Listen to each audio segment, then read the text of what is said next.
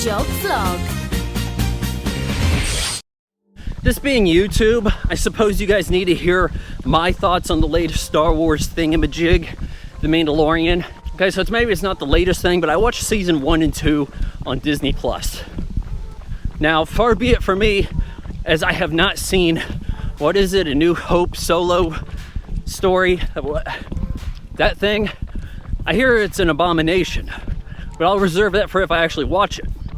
But as far as I can tell, The Mandalorian appears to be the best live-action thing Disney has produced for Star Wars since having had the keys turned over to them. I do have some problems with it. Okay, sure, it's polished. The effects are as good as you will see in The Last Jedi. The Skywalker gets woke, whatever those are called. It looks as good as that stuff.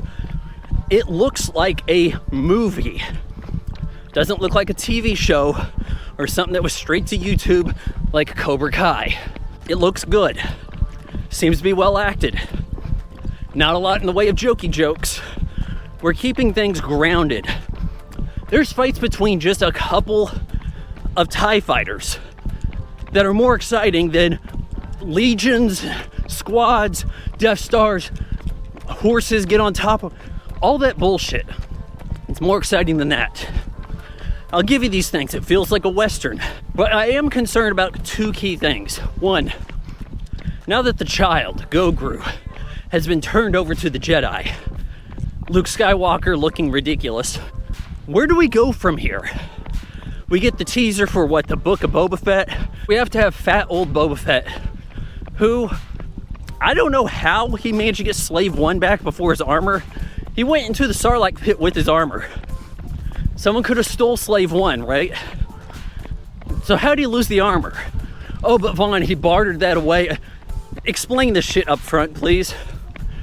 At any rate, if Grogu is gone, and really the whole series had been about the adventures of the Mandalorian escorting Grogu, and now we're finished with that, and that was a 2-season story arc. What do we do now? Oh, it's just further adventures. Well, when you have multiple seasons spanning one story, kind of feels like we wrapped up the series at this point, doesn't it? At least that's the way I see it. And the other real complaint here, the Mandalorian is very similar to Firefly. If Firefly didn't have any charismatic characters, and instead you had a guy who hardly talks, doesn't show his face, and another guy who is short, a puppet, and doesn't talk at all. Oh, but Grogu's 50 years old. How behind can Yoda's kind be in development that it takes them over 50 years to start talking? And you're telling me when they get to be 900, they're a good Jedi? I mean, shit, I would frown upon a Vulcan who was 100 years old and didn't get to be a captain. This is insane. But really my complaint here is they pulled the same trick out of the bag too many times. What? I didn't really die. You shot me, but I didn't die. Yeah, you hit me right in the Beskar. Yeah, you know that magical armor we just made up that can deflect laser blasts? By the way, that makes me think maybe Darth Vader, Beskar gauntlet. Okay, does that make sense to you? That's what I'm thinking. Not the Force, but Beskar gauntlet blocked Han's blaster. Oh, well, the dark saber, is that better than a lightsaber? No, not really. You thought I died, but I didn't. Just too many times. There must have been 625. I lost count how many times it was. Well, we think he's dead, but he's not. Well, she died, but she didn't.